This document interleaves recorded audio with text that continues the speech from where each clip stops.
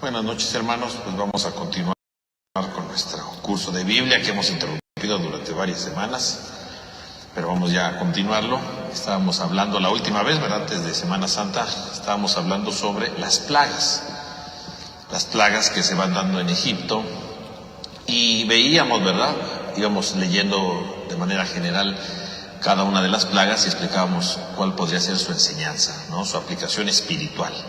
Decimos que las plagas pues son advertencias que Dios va dando en medio de la historia a aquellos que se han esclavizado, aquellos que optan por la esclavitud. Las plagas son una serie de mensajes, ¿verdad?, para que el que vive en la esclavitud cambie de vida, ¿no? Obviamente cada plaga pues va incrementándose, cada plaga se va haciendo cada vez más fuerte, más intensa, y obviamente pues cada plaga pues trae consecuencias más fuertes, porque ciertamente cuando uno se esclaviza a algo, en la medida que va pasando el tiempo, pues va creciendo, ¿verdad? Su destrucción, va creciendo esa destrucción que la misma esclavitud va realizando en nuestra vida. Y entonces veíamos nosotros la clase pasada, ¿verdad? Antes de las vacaciones de Semana Santa, veíamos las primeras 4 plagas. Entonces vamos a continuar con las siguientes plagas. Y entonces vamos a empezar con la 5ª plaga, ¿no? Que es la plaga sobre el ganado, ¿no? Que la podemos encontrar nosotros en el libro del Éxodo, en el capítulo 9, versículo del 1 al 7, ¿no? El libro del Éxodo, capítulo 9, del 1 al 7. Entonces, dice así, ¿no? Yahvé le dijo a Moisés: preséntate al faraón y dile: así dice Yahvé, el Dios de los hebreos, deja salir a mi pueblo para que me dé culto.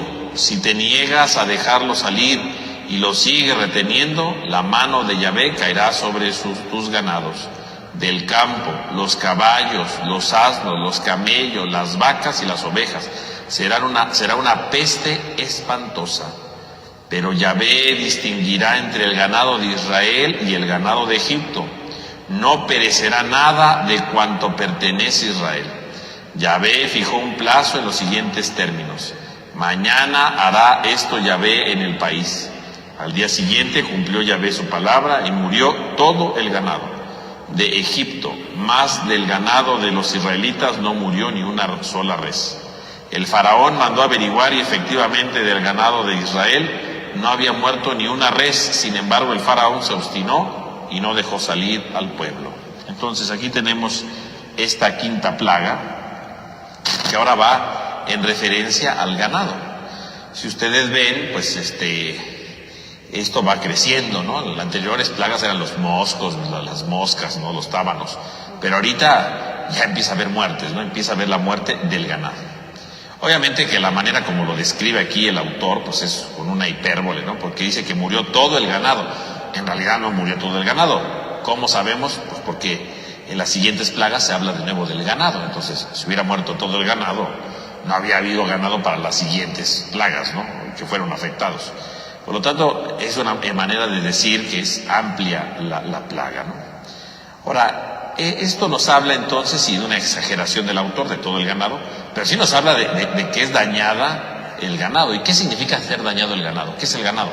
Pues el ganado es la producción para la vida, para la economía, ¿no? Para la supervivencia de un pueblo, ¿no? Es decir, cuando hablamos del ganado, no nada más estamos hablando de los animalitos, ¿verdad?, que pueden caer bien, porque el ganado en sí mismo no es para los hebreos pues solamente una serie de mascotas, ¿no? Sino el ganado sirve pues para alimentar al pueblo, ¿verdad?, con la leche, con la carne, etcétera, ¿no? Es decir, el ganado es el símbolo de la producción, ¿no?, de la vida económica, ¿no?, de la supervivencia de un pueblo. Si muere el ganado, pues obviamente hay una amenaza de hambre, ¿no? Hay una amenaza económica, ¿no? Porque obviamente si hay menos ganado, ¿qué significa? Que suben los precios, ¿no? Hay, diríamos nosotros, en nuestros términos modernos, una inflación, ¿no? Porque empiezan a subir las cosas, ¿no? Por lo tanto, esta plaga lo que está haciendo no es simplemente que se muera el ganado, porque algunos podrían pensar nada más en los animales y decir: ay, pobrecitos animalitos, ¿no? Se murieron. Ay, Dios que mató a los animalitos. Pero no, ese no es el sentido.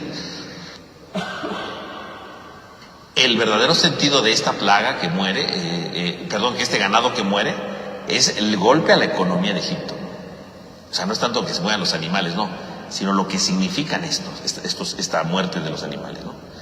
Y entonces aquí es una cosa muy fuerte, porque entonces significa que hay un golpe duro a la economía de Egipto. Y por otro lado, vemos que esta plaga ya se distingue de las otras, porque en general las otras plagas decía que llegaron los moscos, que llegaron los tábanos, ¿verdad? Que el agua se pintó de rojo, etcétera, ¿no? Con la sangre. Pero aquí Dios hace una distinción. Se va a morir el ganado de Egipto, pero no el de Israel. Dios empieza a hacer ya una diferencia, ¿no? Es decir, las plagas van creciendo en intensidad, pero entonces dice Dios, sí, va a crecer todo en intensidad, pero a partir de ahora, los únicos afectados van a ser los egipcios, no el pueblo de Israel. Dios empieza a hacer ya una distinción, ¿no? Entre el pueblo de Israel y los egipcios. Que sí va a venir una plaga, pero nada más van a ser afectados los egipcios, no los israelitas. A partir de la quinta plaga, entonces vemos cómo hay una distinción, ¿no? Hay una separación, ¿verdad?, de estos dos, del daño de las plagas. Unos sí sufren el daño y otros no sufren ese daño, ¿no? Hay una distinción, cosa que anteriormente pues no se veía, ¿no? Porque en general se hablaba de que llegaban los moscos y todo, pero aquí sí que Dios ya no está dispuesto a que su pueblo sufra, ¿no? Y el faraón y los egipcios van a sufrir porque son el símbolo de la esclavitud. El mensaje de las plagas es para los opresores, no para los que son oprimidos, ¿no? Por eso empieza a ser la diferencia entre unos y otros, ¿no? Y entonces hay una distinción, diríamos nosotros, extraordinaria, ¿no? Porque ¿cómo es posible que solamente se mueran unos sin otros, ¿no? Aquí sí que Dios va haciendo esto, ¿no? Y entonces esto nos habla incluso el faraón, ¿verdad? Cuando dice que nada más van a morir los suyos, manda, ¿verdad? Cuando termina la plaga, a ver si es cierto, ¿no? Manda a ver si los de los israelitas murieron o no, y se dan cuenta que no murieron, ¿no? Los hebreos salvaguardaron bien su ganado, no les pasó nada, ¿no? Entonces quiere decir que el faraón empieza a ver que hay una distinción entre otros. Obviamente, ¿aquí de qué está hablando? Está muriendo, decíamos, lo importante para el pueblo, ¿no? Su economía, no está muriendo su economía, ¿verdad? Está atacando su economía. Quiere decir que cuando alguien cierra su corazón, como el faraón, quiere decir que entonces obviamente empieza a morir lo esencial para la vida. Cuando uno se empieza a ser esclavo con el paso del tiempo, ¿no? Cada plaga va creciendo porque efectivamente cada vez se va perdiendo más. El que opta por la esclavitud, llámese la que sea, hemos visto ejemplos aquí, ¿no? Ciertamente va perdiendo más cosas, ¿no? Por ejemplo, si yo me voy esclavizando a un estilo de vida y desatiendo lo que me corresponde, pues la propia esclavitud me va destruyendo, ¿no? Por ejemplo, si alguien quiere ser sacerdote, por ejemplo, ¿no? Y entonces entra al seminario y todo, ¿no? Pero si él se empieza a esclavizar, pues de ciertos privilegios, ¿no? Y de ciertas cosas, y entonces no le importa lo demás, sino solamente eso, pues con el paso del tiempo, pues se empieza a perder el ganado, o sea, empieza a perder lo esencial para la vida, ¿no? Y ahí de repente alguien que pudiera decir, pues ya no me gusta hacer oración, un seminarista que diga que no le gusta hacer oración, ¿por qué? Pues porque está perdiendo lo fundamental de la vida. Alguien que no hace oración, un seminarista, pues ya se fregó el asunto, ¿no? Está perdiendo lo fundamental de su vida, ¿no? Está perdiendo lo esencial de su vida. ¿Por qué? Porque está esclavizándose a otras cosas y está desatendiendo a eso, ¿no? O en un matrimonio, ¿verdad? En un matrimonio, ¿verdad? Podríamos ver entonces cómo puede aferrarse, por ejemplo, a sus esclavitudes, ¿no? En un matrimonio, cuando alguien se empieza a esclavizar, ¿no? Con un coraje, ¿no? Porque en todos los matrimonios hay problemas, ¿no? Como en todos lados. Y de repente puede haber un coraje, ¿no? Que se vuelve más duro, ¿no? Que se vuelve más intenso. Y hay gente que se aferra a ese coraje, ¿no? Hay gente que se esclaviza a esa actitud, ¿no? Negativa. Y hay matrimonios que empiezan a guardar resentimientos por lo que les hicieron, ¿no? Es que un día me dijo esto, ¿no? Y nunca lo perdonan, ¿no? Porque todos los días lo tiene en su mente, ¿no? Y viven juntos y todo, y cuando puede se lo saca, ¿no? El problema es que a veces uno se empieza a esclavizar de ese coraje, ¿no? Se empieza a esclavizar de ese resentimiento, se empieza a obsesionar incluso con esa situación. Y cuando uno se esclaviza con eso, pues hay varias alertas, ¿no? Y de repente puede llegar esta, ¿no? Y se puede morir el ganado, ¿no? Es decir, se puede morir lo esencial para la vida, ¿no? Porque, ¿qué es algo esencial para el matrimonio? Por ejemplo, la confianza, ¿no? Alguien que se empieza a obsesionar con una falta del otro, empieza a morir poco a poco su confianza, ¿no? Llega un momento en el que dice, es que me hizo tal cosa, que no sé qué, y pasa el tiempo y dice, es que ya no le tengo confianza. Se está muriendo la confianza. ¿Por qué se muere la confianza? Pues porque a lo mejor me estoy obsesionando con algo. Me estoy esclavizando a algo, un coraje que llevo de años, ¿no? Y de repente es que ya no tengo confianza, ¿no? Es que como que ya no tengo ganas de hablarle, ¿no? Y entonces nos estamos esclavizando a cosas. Y entonces cuando me empiezo a esclavizar ese coraje, me empiezo a esclavizar a esas envidias, me empiezo a eso que viví, y en lugar de trabajarlo, en lugar de mejorarlo, a veces nos esclavizamos y con el paso del tiempo llega la pérdida de las cosas esenciales, ¿no? Es que ya no quiero hablarle, es que ya no quiero dialogar, es que ya no le tengo confianza, es que empiezan a perderse cosas que antes no se perdían. ¿Qué significa? Que esa esclavitud está propiciando en mí que crezcan esos corajes, esas situaciones que me alejan de lo importante y de lo valioso, ¿no? Es una esclavitud, ¿eh?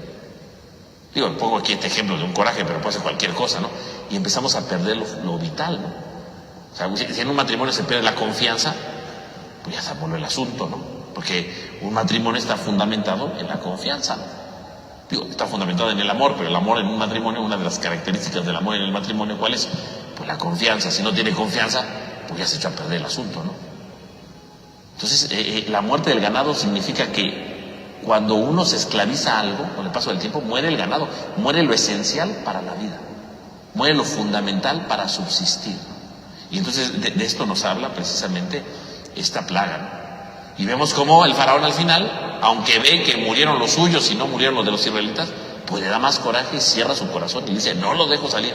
O sea, el faraón sigue encerrado en su propio rencor, en su propia indiferencia, ¿no? Y entonces se encierra en sí mismo, ¿no?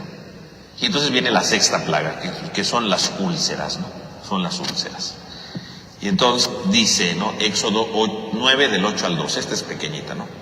Dice, Yahvé le dijo a Moisés y a Aarón, tomen 2 puños llenos de hollín del horno.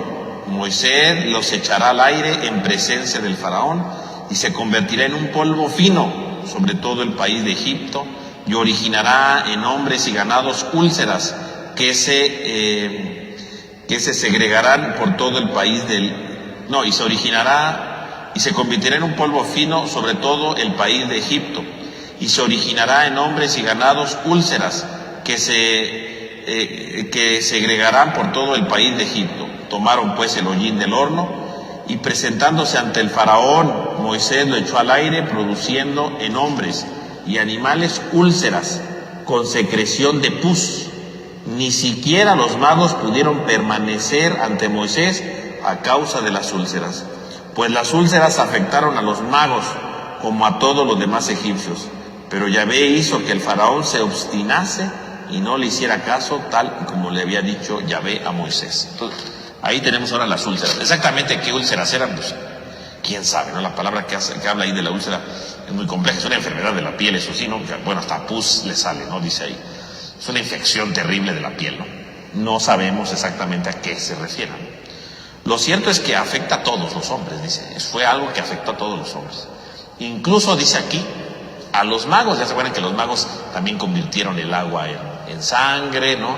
Ya habían puesto ahí las ranas, o sea, los magos según se las daban de mucho poder, ¿no? Porque ellos podían imitar a Moisés, ¿no? Como diciéndole, lo que tú haces no nos sorprende porque también nosotros podemos hacerlo. Pero aquí cuando llegan las úlceras, pues resulta ser que a ellos les salen úlceras y no pueden controlarlas, ¿no? Los lastima también. Entonces aquí es la caída de los magos, ¿no? Y aquí es la caída de todo lo humano, ¿no? Porque uno a veces dice, yo lo puedo todo, ¿no? Yo las logro todo, yo puedo hacer todo lo que me venga en gana. No, porque resulta ser que aquí con la sexta plaga, pues ya no lo puede todo. Aquí en la sexta plaga resulta ser que el hombre, ¿verdad? Los magos se dan cuenta que ya no pueden hacer nada, ¿no? Que todo está perdido. Es una cosa terrible, ¿no? Porque en el fondo es el límite de lo humano, ¿no? A veces nosotros decimos, yo puedo todo, pero hay un momento en el que decimos, esto no lo puedo hacer yo. Ya se escapa de mis manos, se escapa de mi inteligencia, se escapa de mis cualidades, o sea, se escapa de todo, ¿no? Yo ya no puedo. Entonces, ¿qué significa esto? Significa, ¿verdad?, precisamente que los magos encuentran ahora sí su límite, ¿no? Y dice, no pudieron permanecer con Moisés, o sea, quiere decir que trataron de ir a ver a Moisés para ponérselo al brinco, pero pues ya no pudieron, ni siquiera pudieron permanecer con él. En cambio, Moisés y Aarón no les afectan las úlceras, ¿no? O sea, ellos permanecen con toda su dignidad y con toda su autoridad, cosa que la han perdido los magos. Los magos ya no tienen autoridad porque no pudieron detener en sí mismos las úlceras, ¿no? Ese límite del humano. El hombre se topa con sus límites luego, ¿no? Y yo creo que esta es una advertencia ahí para los magos, pero también indirectamente es una advertencia para el faraón. O sea, si los magos ya no pueden repetir lo que Moisés hace, significa que lo está sobrepasando, ¿no? La sexta plaga, en el fondo, ¿qué le está haciendo al faraón? No puedes todo en la vida, ¿no? Date por vencido. O sea, hay cosas que tú no puedes hacer, ¿no? Y el faraón, pues obviamente va a seguir en su soberbia, ¿no? Y yo creo que este es uno de los grandes peligros, ¿no? Porque la esclavitud a veces nos lleva a la soberbia, ¿no? De pensar que yo lo puedo todo, ¿no? O que yo puedo controlar todo, ¿no? Porque a veces nos hacemos esclavos de muchas cosas, ¿no? Y cuando alguien me dice, es que estás mal por esto, ¿qué decimos? No, yo cuando quiera lo dejo, ¿no? Yo cuando quiera lo hago. Y no es cierto. Aquí está el ejemplo, ¿no? Los magos estos que se aparecían ahí, según ellos tenían contacto con los dioses y podían hacer todo. Y aquí pues ya se dieron cuenta que no pueden todo. Las úlceras los atacaron y los derribaron. Fueron totalmente destruidos. O sea, en el fondo, ¿qué está diciendo el texto? El texto está diciendo que viene la plaga y entonces encuentran con sus límites. Y a veces yo creo que parte de la humildad de la vida es pues vencer nuestra soberbia y decir, pues hay cosas que no puedo hacer. Hay cosas que yo me equivoco, hay cosas que yo me fallo, hay cosas que soy incapaz de hacer. Y no por eso es que seamos malos, ¿no? Simplemente hay que reconocer eso. Pero el problema de la esclavitud es que a veces creemos que todo lo podemos seguir haciendo, ¿no? Creemos que todo lo dominamos, creemos que todo lo podemos seguir haciendo. Y no es cierto. Los magos no pudieron, como a veces nosotros no podemos. Las úlceras aparecen también a veces en nuestra vida, ¿no?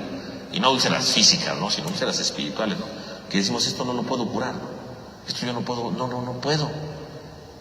A veces tendremos que decir, es que de verdad esto me está destruyendo, ¿no? Porque una úlcera es algo que sale de la piel, ¿no? Y me va destruyendo, ¿no? La úlcera es algo que me va autodestruyendo, que me va autoflagelando, que me va acabando. Y a veces surgen las úlceras para decirnos, tú ya no puedes más. Date por vencido, pide ayuda, pide auxilio. Y no queremos, ¿no? ¿Cuántas personas, verdad, que son adictas a, no sé, al alcohol, por ejemplo? Llega un momento en que efectivamente son esclavos del alcohol y son úlceras en su vida, ¿no? Porque empiezan a autodestruirse y se dan cuenta que ya no pueden dejar el alcohol y sin embargo, pues deciden seguir, como el faraón sigue, ¿no? O sea, se dan cuenta que no pueden detenerse, se dan cuenta que no pueden frenarse y siguen, ¿no? Se siguen, son las úlceras, ¿no? O cuando alguien se llena de rencor, ¿no? El rencor, ¿verdad? Pasa el tiempo. Y a veces nos damos cuenta que no podemos perdonar a tal persona de plano nunca, ¿no?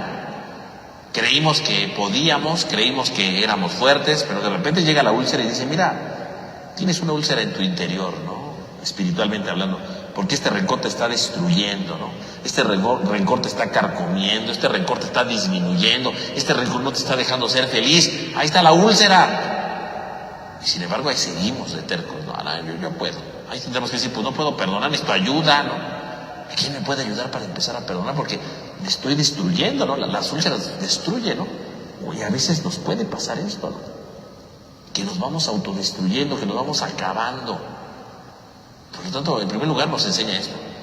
Y en segundo lugar, curiosamente, ¿verdad? Estas úlceras que nos destruyen, pues nos hablan de la autodestrucción del hombre, sí, por estas úlceras, porque no nos permiten ya seguir adelante, ¿no? Las úlceras nos impiden continuar, ¿no? Las úlceras nos impiden seguir con mayor fuerza, ¿no? Por eso el texto nos hace ver esto, ¿no? Estas enfermedades que no podemos continuar. Y luego viene la siguiente plaga, ¿no? Que es el granizo. Esta curiosamente es una plaga muy larga, ¿no? Que vamos a leer entonces en el capítulo 9, versículo del 13 al 35, ¿no? 13 al 35, a ver. Dice, bueno, esto es el capítulo 9 ya, ¿no? Dice así. Yahvé le dijo a Moisés, levántate de madrugada, preséntate a Faraón y dile, así dice Yahvé, el Dios de los hebreos, deja salir a mi pueblo para que me dé culto, pues esta vez voy a mandar a todas mis plagas contra ti, tus siervos y tu pueblo, para que sepas que no hay como yo otro en toda la tierra. Porque si yo hubiera extendido mi mano y te hubiera herido con peste a ti y a tu pueblo, ahora ya habrías desaparecido de la tierra. pero te he preservado para mostrarte mi poder, para que se proclame mi nombre por toda la tierra, puesto que aún te resistes en dejar partir a mi pueblo. Mañana a esta hora haré caer una granizada tan fuerte como no lo ha habido en Egipto desde la fundación hasta hoy. Ahora pues manda recoger tu ganado y cuanto tienes en el campo, sobre los hombres y los animales que se hallen en el campo y no sean recogidos en casa, caerá granizo y los matará. Los siervos del faraón que temieron la palabra de Yahvé recogieron en su casa sus esclavos y ganados, mas los que no hicieron caso a la palabra de Yahvé dejaron en el campo a sus esclavos y ganados. Yahvé le dijo a Moisés: extiende tu mano hacia el cielo y caerá el granizo en todo el país de Egipto, sobre los hombres, los ganados y toda la hierba del campo en el país de Egipto. Moisés extendió su cayado hacia el cielo y Yahvé lanzó truenos, granizo y rayos a la tierra. Yahvé desencadenó una lluvia de granizo sobre el país de Egipto. El granizo y los rayos mezclados con el granizo fueron tan fuertes que nunca se habían visto una cosa semejante en el país de Egipto desde que comenzó a ser una nación. El granizo devastó cuanto había en el campo, hombres y animales, y en todo el país de Egipto el granizo machacó también toda la hierba del campo, tronchó todos los árboles del campo. Tan solo en la región de Gosén, donde habitaban los israelitas, no hubo granizo. El faraón hizo llamar a Moisés y a Aarón y les dijo: esta vez he pecado con Yahvé, que es justo, y mi pueblo y yo somos culpables. Ruéguenle a Yahvé, basta ya de truenos y de granizo, los dejaré salir, no les quitaré más su tiempo. Moisés le respondió: cuando salga de la ciudad extenderé mis manos hacia Yahvé, cesarán los truenos y no habrá granizo, para que sepas que la tierra entera es de Yahvé. Porque sé que tú y tus siervos aún temen a Yahvé Dios. Se estropearon el lino y la cebada, pues la cebada estaba ya en espiga y el lino en flor. El trigo y la espelta no se estropearon por ser tardíos. Moisés salió de la presencia del faraón, de la ciudad, y extendió las manos hacia Yahvé, y cesaron los truenos y los granizos, y no cayó más lluvia sobre la tierra. Cuando Faraón vio que había cesado la lluvia y el granizo y los truenos, y de sus siervos se obstinaron de nuevo. Se obstinó pues el Faraón y no dejó salir a los israelitas, como Yahvé había dicho por boca de Moisés. Ahí está el relato, ¿no?, un poco amplio sobre esta plaga del granizo, ¿no? Entonces, aquí, bueno, primero que nada, Faraón recibe un anuncio fuerte, ¿no? Serás golpeado con todas las plagas, dice, con todas las plagas. O literalmente, en hebreo dice, con todas las plagas de mis plagas. O sea, es una manera superlativa, ¿no? O sea, serás golpeado con una superplaga, ¿no? Podemos decirlo así, ¿no? Con la plaga más fuerte, ¿no? Como si recibieras muchos golpes juntos, ¿no? O sea, la siguiente plaga será una serie de golpes contra ti, ¿no? Pero continuos, ¿no? Si las otras plagas eran un golpe, esta plaga que viene no es un golpe, ¿no? Esta plaga que viene van a ser muchos golpes, ¿no? Terrible, ¿no? O sea, Yahvé le dice: ven ya, o sea, no quieres dejar salir a mi pueblo, todo lo que has visto y todavía sigues aferrado a seguir esclavizando al pueblo. Bueno, entonces viene la gran plaga, ¿no? Los golpeteos, ¿no?, de Dios, ¿no? La plaga de las plagas, ¿no? Y en el fondo, ¿verdad? Dice, y esto lo voy a hacer, dice Dios, no para castigarte, ¿no?, sino para que veas todo lo que está pasando y te conviertas, ¿no? O sea, en el fondo lo que Dios quiere es que el faraón cambie. O sea, todas estas plagas no son para castigar al pueblo, ¿no? Lo que habíamos dicho desde el principio, ¿no? Las plagas no son castigos de Dios. Las plagas no son castigos que Dios está mandando para fregarse a los egipcios, no. Las plagas son advertencias al faraón, ¿no? Y son las grandes advertencias para el hombre que vive esclavizado, que quiere la esclavitud, que quiere la destrucción, que quiere la denigración. Son los golpes de Dios, y golpes en el sentido de advertencias, ¿no? Para que el hombre cambie, para que el hombre sea mejor, para que el hombre se transforme, para que el hombre renueve su vida. Eso es lo importante, ¿no? Que el hombre cambie ya, que el hombre sea diferente, que el hombre se renueve, que el hombre se levante, que el hombre empiece una vida totalmente nueva, totalmente transformada, que ya no iba atrapado en lo que antes vivía. Una historia nueva en su realidad, ¿no? En el fondo Dios lo que hace con las plagas es cambiar. Dios le dice, te voy a mandar la plaga más fuerte, pero pues a ver si ya cambias, ¿no? O sea, lo que Dios quiere es que el faraón cambie, ¿no? Que el faraón sea mejor, que haya una transformación en su interior, que se salve. Dios quiere que el hombre se salve, no quiere que el hombre se pierda, que se destruya, no. Dios quiere nuestra salvación, ¿no? Y entonces vemos cómo efectivamente, ¿verdad?, empieza todo esta plaga. Y vemos cómo Dios da, o sea, es una de las plagas más fuertes, dice Dios, pero le da la oportunidad al hombre que se salve. Porque le dice Dios, la plaga que sigue va a ser un granizo.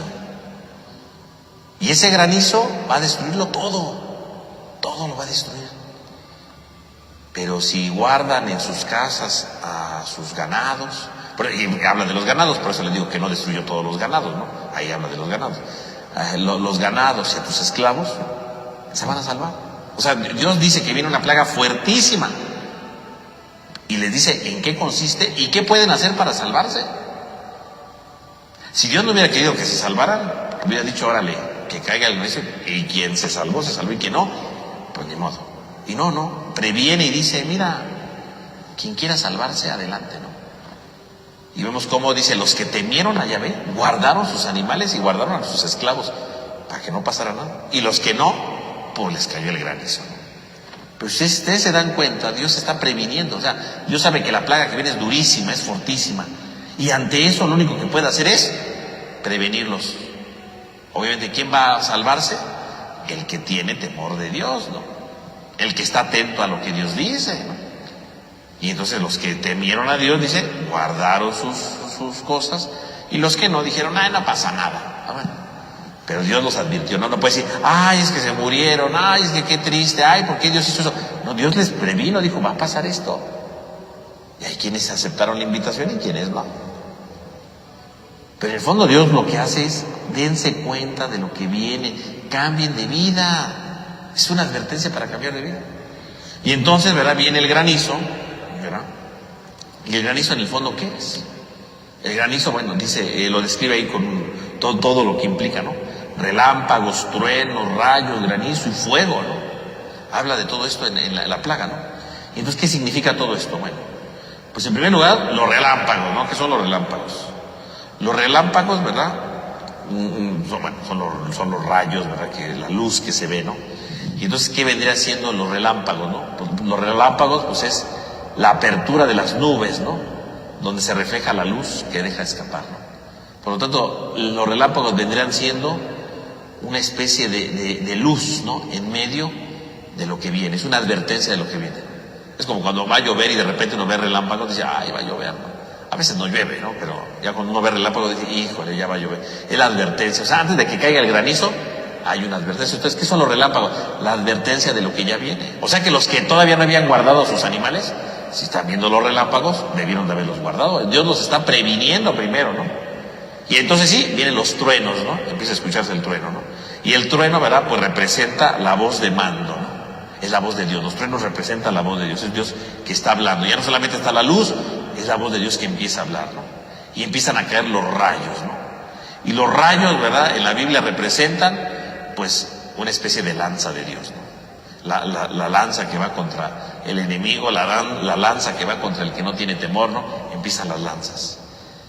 Y entonces, si ya hubo la luz, ya fue el trueno, ya están cayendo los rayos, bueno, pues ya, si tú no guardas a los animales después de todo eso, bueno, pues ya no puedes decir que Dios no te previno, o sea, te previno por todos los... Y entonces sí viene el granizo, ¿no?, que serían las armas, ¿no?, las armas de Dios para la destrucción. Y se habla del fuego, ¿no? Por eso algunos han dicho que tal vez este granizo pudo haber sido alguna erupción de algún volcán, ¿no?, por el fuego, ¿no?, porque no fue un granizo nada más, sino con fuego. Bueno, esa es una hipótesis de los científicos, pero bueno, el fuego representa el castigo, ¿no? Pero el castigo no para humillar o para destruir, ¿no?, sino el castigo para ayudar a recapacitar al hombre, ¿no?, ayudar a que el hombre cambie su punto de vista, ¿no? O sea, es como cuando la mamá le dice al hijo, ¿verdad?, como no hiciste la tarea, pues hoy no ves la tele, ¿no? Por ejemplo, ¿no? Es un castigo, pero en realidad no es porque la mamá quiera fastidiar al niño para que no vea la tele, sino más bien es para que recapacite y te transforme. Es un castigo. Entonces aquí el fuego sería como la idea de recapacitar, o sea, que este granizo con fuego, ¿qué significaría? Pues la invitación de Dios a que recapacites. O sea, ¿por qué no temiste? ¿Por qué no quieres ser libre? ¿Por qué quieres seguir en la esclavitud? ¿No? O sea, sería como esto, ¿no? La idea que está diciendo, ¿no? Y entonces empieza el granizo, empieza todo, y entonces sí, el faraón, ¿verdad?, queda sorprendido de todo lo que está destruyéndose, manda a llamarle a Moisés y dice, ya dile a Dios que se acabe esto, ¿no? Ya los voy a dejar ir, ¿no? Y efectivamente Moisés dice que termina con todo, ¿no? Ya no hay más rayos, ya no hay más destrucción, ya no hay nada, y el faraón dice que siempre no. O sea, al final de cuentas significa que el faraón sigue duro en esto. Entonces, la enseñanza de esta plaga del granizo, en el fondo, ¿qué es? Que el hombre que vive esclavizado, ¿verdad? El hombre que vive en la esclavitud, de repente se da cuenta de sus errores. Porque el faraón se da cuenta cuando ve todo el desastre que está pasando, pues, le implora a Moisés, ahora sí voy a salir, ¿no? Y efectivamente hay gente que cuando está cayendo en la esclavitud de lo que sea, de repente dice, sí, es cierto, ¿verdad? La estoy regando, estoy fallando, estoy equivocado. Pero ya que le va bien, dice, no, pues ya sigo siendo el mismo, ¿no? Y así pasa. Hay gente que de repente le va mal por algo y dice, no, ahora sí voy a cambiar, ya voy a ser mejor, ya no voy a portarme mal, ya no voy a hacer esto, ya no voy a hacer lo otro, ya no voy a ir a tal lado, ¿no? Y entonces ya voy a cambiar. Y de repente, ya que todo se empieza a solucionar, vuelve a lo mismo, ¿no? Y así le pasa a mucha gente, ¿no? Que de repente sí, ¿verdad? Llega un momento terrible en su vida donde se da cuenta de sus errores, como el faraón se dio cuenta aquí, promete que va a cambiar, como prometió que ahora sí iba a dejar salirlos, y al final sigue siendo el mismo. O sea, quiere decir que el faraón aquí, cuando se da cuenta de eso, tenía la oportunidad de lo que Dios quería, que se salvara, y no quiso salvarse. Le dijo a Dios, no, mejor voy a seguir igual, ¿no? Mejor voy a continuar con esto, mejor voy a seguir con esta situación. Fíjense cómo se cierra totalmente a la salvación, no quiere que se cambie. Y así nos pasa a nosotros a veces, no nada más el faraón, también nosotros a veces decimos, ay, ahora sí voy a cambiar, ay, ahora sí voy a ser mejor, ay, ahora sí voy a hacer aquello. No, porque resulta ser que no lo hacemos, resulta ser que no nos comprometemos, resulta ser que no lo realizamos, ¿no? O sea, a veces nada más decimos que sí, pero a la mera hora no lo hacemos. Y esta plaga es muy interesante porque entonces habla de cómo en el camino de la esclavitud, en las señales que Dios nos va dando, en la advertencia de Dios, a veces sí nos damos cuenta de nuestras fallas, pero cuando todo se soluciona, seguimos siendo los mismos, ¿no? Y así hay mucha gente, ¿no? Ay, es que me cometí este error gigantesco, de verdad, que no se den cuenta, que no esto, ¿verdad? Y empiezan ahí a suplicarle a Dios y a ver qué van a hacer. Y ya que se arregla todo, vuelven a lo mismo, ¿no? Volvemos a lo mismo, ¿no? Y ahí está, ¿no?, el problema, ¿no? Y en medio de esa situación, ¿verdad?, entonces viene la siguiente plaga, ¿no? Viene la octava plaga, que son las langostas, ¿no? Que ya están en el capítulo 10, ¿no? Las langostas. Y entonces dice, ¿no? Las langostas, capítulo 10, del 1 al 20, ¿no? Son 20 versículos, también es un relato amplio, ¿no? Dice, Yahvé dijo a Moisés, preséntate al faraón, porque yo le he hecho obcecarse a él y sus siervos para realizar mis signos en medio de ellos, y para que puedas contar a tu hijo y a tu nieto cómo manejé a Egipto y los signos que realicé en medio de ellos. Así sabrán que yo soy Yahvé. Moisés y Aarón se presentaron ante el faraón y le dijeron, así dice Yahvé, el Dios de los hebreos, ¿hasta cuándo te resistirás a humillarte ante mí? Deja salir a mi pueblo para que me dé culto. Si te niegas a dejarlo salir a mi pueblo, mañana traeré las langostas sobre tu territorio y cubrirán la superficie de la tierra, de tal modo que no podrá verse el suelo. Devorarán lo que les quedó de la granizada y comerán todos los árboles que crecen en sus campos. Llenaré sus casas, las casas de tus siervos, de todas las casas de Egipto. Ni tus padres ni tus abuelos nunca vieron una cosa así desde que habitan en la tierra hasta hoy. Moisés se retiró y salió de la presencia del faraón. Los siervos del faraón le dijeron: ¿hasta cuándo nos vas a tener así, con este lazo hacia nosotros? Deja salir ya esa gente y que le dé culto a Yahvé su Dios. ¿Aún no te has dado cuenta que Egipto se está arruinando? Hicieron volver a Moisés ante el faraón y éste les dijo: vayan a dar culto a su Dios. ¿Pero quiénes van a ir? Moisés respondió: iremos con nuestros niños y nuestros ancianos y nuestros hijos y nuestras hijas, y con nuestras ovejas y nuestras vacas, pues tenemos que celebrar la fiesta de Yahvé. Entonces les dijo: que Yahvé esté con ustedes, lo mismo que yo voy a dejarlos salir con sus pequeños, a la vista de sus malas intenciones. No lo permitiré. Salgan si quieren los varones solos y denle culto a Yahvé, pues eso es lo que buscan, y los echarán de la presencia del faraón. Y los echaron de la presencia del faraón. Yahvé le dijo a Moisés: extiende tu mano sobre el país de Egipto, para que venga la langosta que invada el país de Egipto y devore toda la hierba del país y cuanto quedó del granizo. Moisés extendió su cayado sobre el país de Egipto, y Yahvé hizo soplar un viento del este sobre el país todo aquel día y toda la noche, y cuando amaneció, el viento del este había traído la langosta. La langosta invadió todo el país de Egipto y se posó en todo su territorio el egipcio. Una nube de langostas como no la había habido hasta entonces, ni la habría después. Cubrió toda la superficie del país, oscureciendo la tierra. Devoró toda la hierba del país y todos los frutos de los árboles que el granizo había dejado. No quedó nada verde, ni en los árboles, ni en los campos, ni en el país de Egipto. Así pues, el faraón se apresuró a llamar a Moisés y a Aarón y le dijo: he pecado contra Yahvé su Dios y contra ustedes. Perdonen mi pecado por esta vez y ruéguenle a su Dios que aparte de mí esta plaga mortífera. Moisés salió de la presencia del faraón y le rogó a Yahvé. Yahvé cambió la dirección del viento, que sopló con toda su fuerza del oeste, y se llevó la langosta y la arrojó al mar de Suf. No quedó ni una langosta con todo el territorio de Egipto. Pero Yahvé hizo que el faraón se obstinara y no dejó salir a los israelitas. Bueno, entonces ahí está, las langostas. Bueno, la langosta es una cosa terrible en la antigüedad, ¿verdad? Tanto en la Biblia como en la antigüedad, en todas las civilizaciones antiguas. La peor plaga que puede haber es las langostas, ¿no? Porque las langostas llegan y efectivamente van comiéndose todo, ¿no? Eso es una cosa terrible, ¿no? O sea, no es... A lo mejor hoy día no estamos tan acostumbrados a escuchar esto porque hoy en día existen los insecticidas y todas estas cosas que les echan a las plantas precisamente para evitar este tipo de plagas. Pero la langosta es una plaga terrible, ¿no? A donde llega se comen todo, destruyen todo, ¿no? Es una cosa terrible lo que se habla, ¿no? Es un símbolo de la calamidad, ¿no? De la calamidad.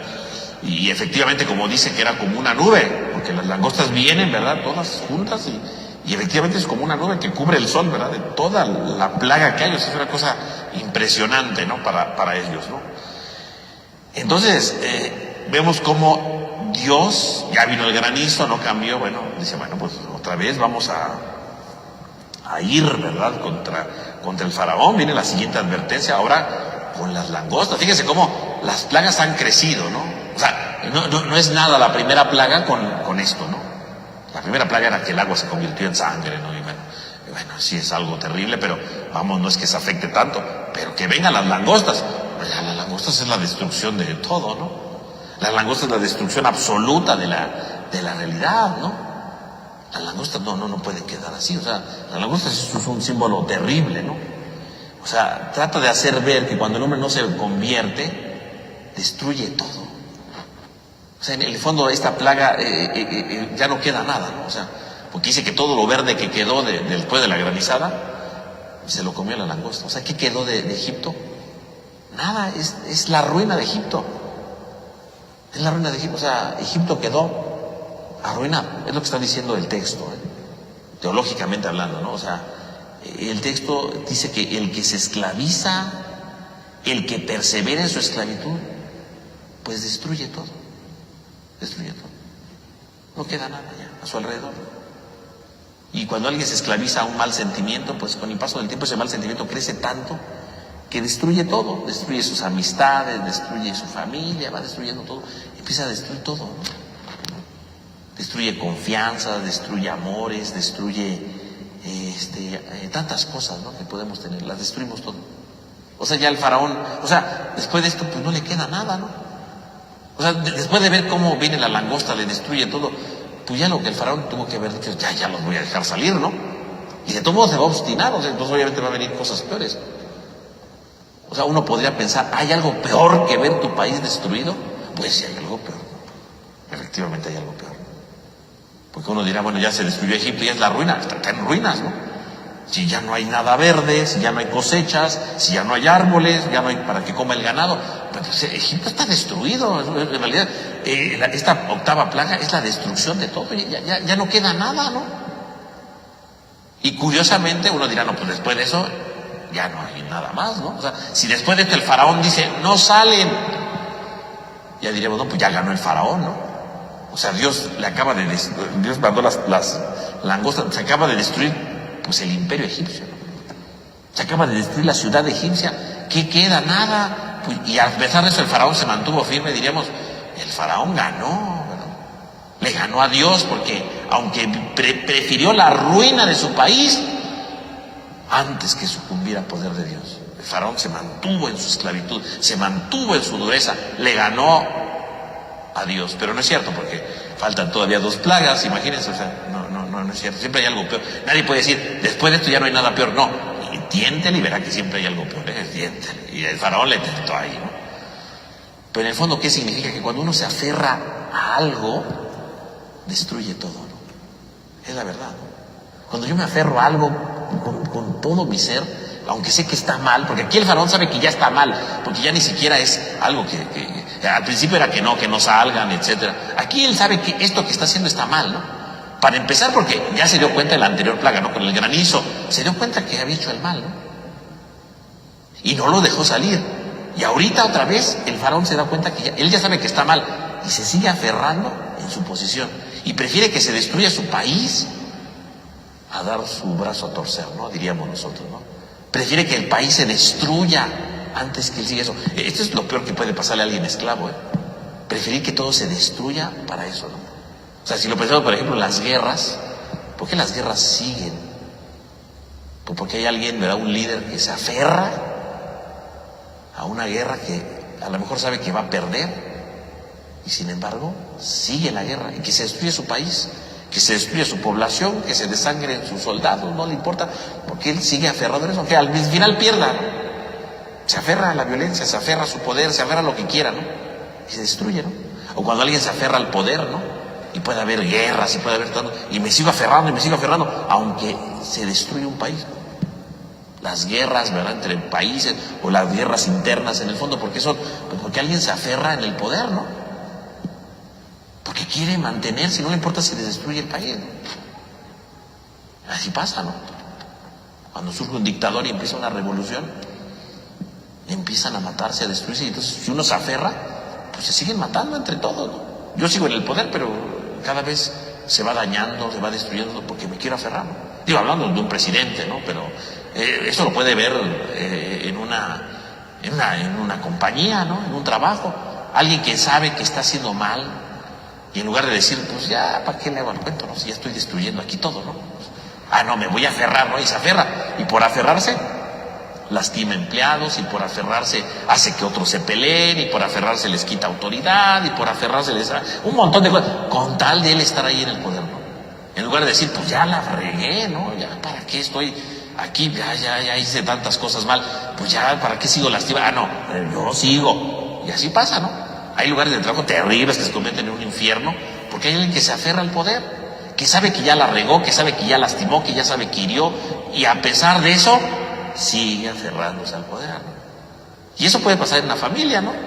También, no, vayamos más lejos, una familia, cuando yo me quiero aferrar siempre a tener la razón, ¿no? Y a veces, digo, hay cosas sencillas, ¿no? Pero a veces hay cosas graves en una familia en la que yo mismo sé que estoy mal, porque aquí la cosa de esta plaga es que el faraón sabe que ya está mal, el pueblo de Egipto sabe que está mal, por eso van y le dicen, ya, déjalos ir. O sea, ya el pueblo, hasta el pueblo le dice, ya. Y el faraón sabe que está mal, y se aferra. Y a veces sabemos nosotros que estamos mal en nuestra familia, pero decimos, no, si yo digo que estoy mal, ¿con quién soy yo para reconocer mis errores? Vamos a seguir hasta las últimas consecuencias, ¿no? Y puedo lastimar a mi familia, y puedo hacerlos sentir mal, y puedo herirlos, con tal de tener la razón. Así pasa a veces en la familia, ¿no? Yo tengo la razón, y si yo tengo la razón, pues entonces no reconozco mi error.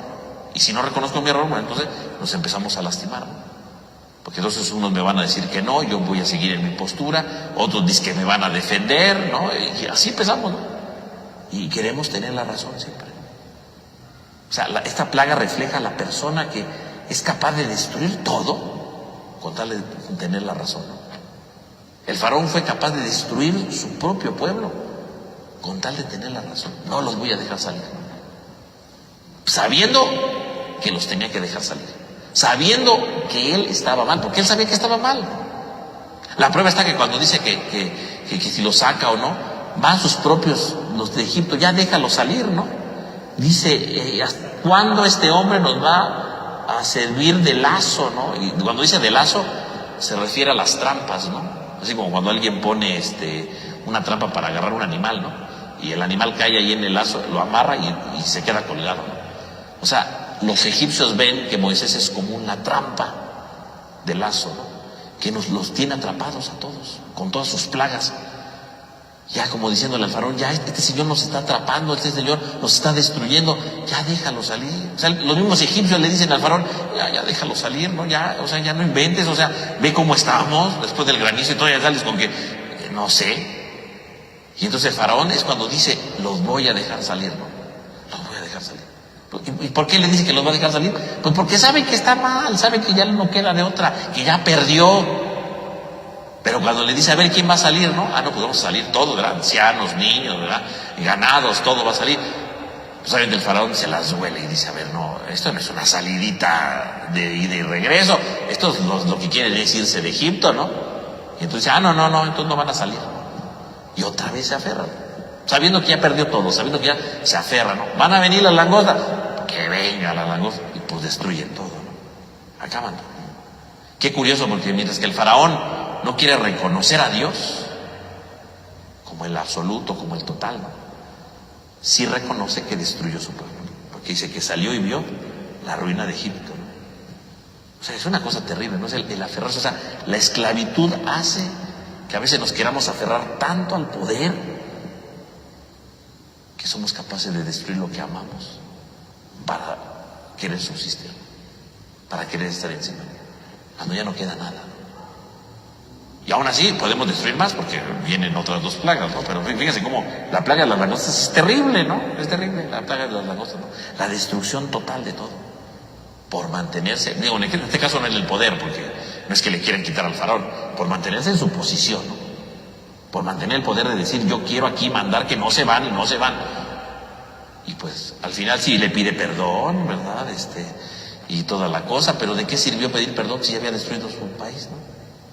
Y va a seguir la plaga, ¿no? Y algo muy interesante, ¿verdad? Para concluir esta plaga es cómo llegan las langostas. Dice, hubo un viento que llegó y trajo las langostas. Y cuando Moisés, ¿verdad?, le dice a Dios que ya quite las langostas, dice, hubo un viento que se llevó las langostas y las arrojó en el mar. Y en el fondo, esta destrucción que se hace aquí nos habla de la destrucción final del faraón. Porque al final, ¿cómo va a ser destruido el faraón? Va a venir un viento que va a abrir las aguas del mar, y va a haber un viento que cerrará las aguas y va a ahogar al faraón, ¿no? En el capítulo 12 del Éxodo, ¿no? Que algún día voy a llegar, espero en Dios, ¿verdad? Entonces se cierran las aguas, ¿no? Y se muere el faraón con un viento. ¿Cómo vino la langosta? Con un viento, se las llevó el viento y las sepultó en el agua. Así como un viento abrirá las aguas y sepultará después al faraón en las aguas. Esta plaga está anticipando la destrucción total del faraón, ¿no? Así como por un viento vino una langosta y la destruyó, así por un viento será destruido el faraón. Está anticipando eso, ¿eh? Fíjense que el texto es muy hábil, ¿no? Está anticipando esa realidad, ¿no? Por lo tanto, bueno, pues tendremos pues aquí esta octava plaga, ¿no? Que habla de la destrucción total, y que podríamos decir, bueno, ¿cómo fue posible de destruir todo con tal de tener la razón? Bueno, fue capaz. Y así somos capaces de destruir tantas cosas por tener la razón, ¿eh? Así que habría que analizar en nuestra vida cuántas veces he querido tener la razón y cuántas veces destruir cosas por querer tener la razón, por quererme imponer, por querer no dar mi brazo a torcer. ¿Cuántas veces lo hemos hecho? Y ojo, esa es una gran advertencia de Dios. Puedes destruir todo por mantenerte en tu punto de vista. Y ese no es el final, porque después de eso todavía faltan 2 plagas. Pero bueno, pues ya se acabó el tiempo, ¿verdad? Y pues ya no podemos continuar, ¿no? Entonces vamos a concluir aquí con nuestra clase del día de hoy. Y ya, Dios mediante, la otra semana, pues analizaremos las 2 últimas plagas que nos quedan, ¿verdad? Que será el de las tinieblas y el de la muerte de los primogénitos, ¿no? Que dará pie entonces para el inicio de la salvación a través de la fiesta de la Pascua, ¿no? Pero bueno, eso lo empezaremos a ver ya la próxima semana, Dios mediante. Entonces vamos a terminar con una oración en el nombre del Padre, del Hijo, del Espíritu Santo. Amén. Te damos gracias, Señor, porque nos reúnes en esta noche. Te pedimos para que nos ayudes a reconocer nuestras esclavitudes, a reconocer que a veces destruimos tantas cosas tan valiosas por aferrarnos a cosas superficiales que con el paso del tiempo se desintegran. Ayúdanos a valorar las cosas, ayúdanos a encontrarle sentido a todo, para que nuestra vida vaya cambiando y se vaya transformando. Te lo pedimos a ti que vives y reinas por los siglos de los siglos. Amén. En nombre del Padre, del Hijo y del Espíritu Santo. Amén. Amén. Pues que tengan todos una buena noche y descansen.